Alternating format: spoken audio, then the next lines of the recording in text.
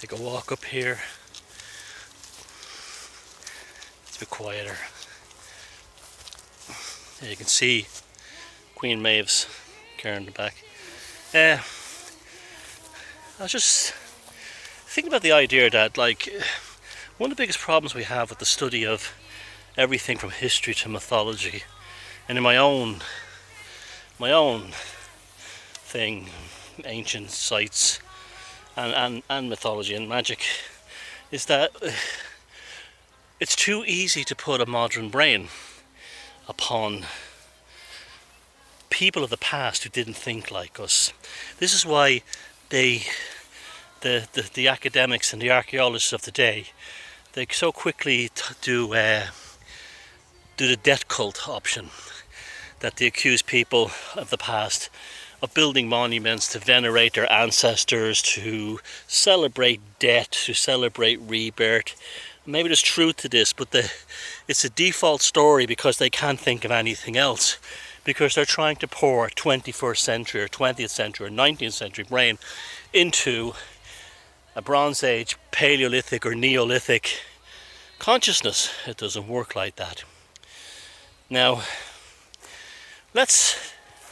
one of the ways I've been trying to, since the Druid Code came out, I've been getting emails from lots of people, talking to people around the world, and the approach that I took in it, I still think needs more development. It needs more development in the sense that I need to.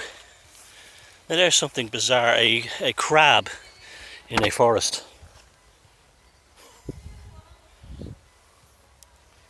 See, you can get crabs in the forest. Probably carried in by a seagull or something. But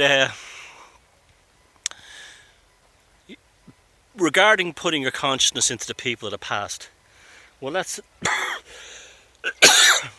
look at this. Let's look at it this way, right? We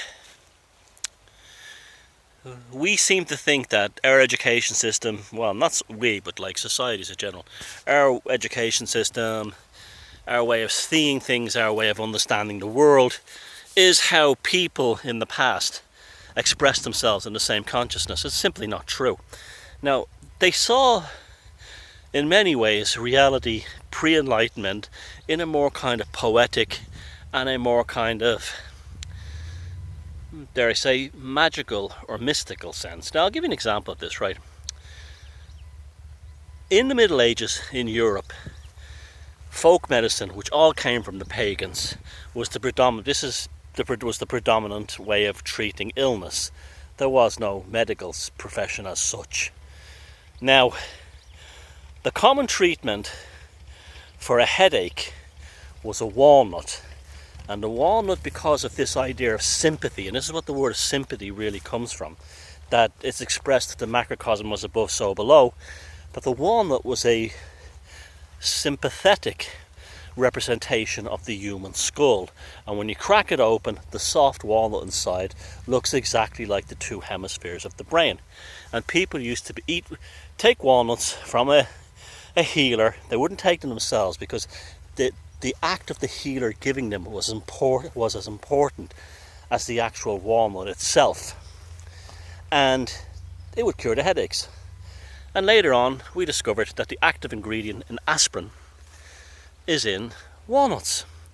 So are these people so crazy after all? Were they so backward after all? No. Is there things to be learned from how they think about things? Absolutely. There's amazing things to be learned. That's one of them. Another thing is bleeding. Now, you hear the old joke of Keith Richards having to get his blood replacement done in Switzerland to keep him alive. And junkies, when they recover from heroin, they become very youthful again for a short while because their body fights back. Well, that's what bleeding did in the past. Bleeding was a kind of a blood transfusion, but instead of the blood coming from a third party, the blood came from you. You just regenerated it. So if you were bled to deal with an illness, the toxic blood was removed. This is the theory. And then you had a protein diet and lots of fluids, water, and you naturally replaced your own body blood with clean blood. And this was the idea of bleeding. it wasn't as barbaric as it sounds. Like the walnut idea, there was a methodology in it. You bleed yourself, and well, you would be bled actually. There was a ritual involved. Always a ritual. It doesn't work otherwise. And the blood was replaced. The blood gets replaced, and you know, hopefully you're healthy again.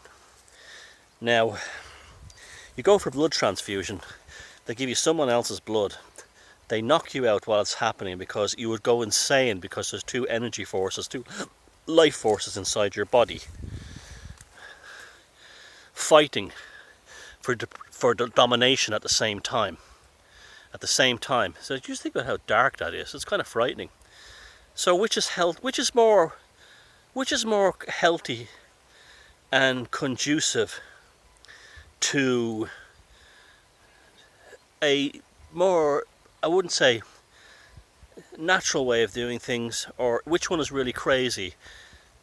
Paying a doctor or a hospital to give you blood from someone else that you need to be knocked out, or letting yourself bleed or being bled and naturally replacing it with your own blood that won't involve two energy forces. So, see the lizards are out in force around here. So, yes, walnuts and blood. Our ancient ancestors had a different consciousness. Just because they did things differently didn't mean they were stupid, didn't mean they were barbaric, and didn't mean they were morons. They were just different.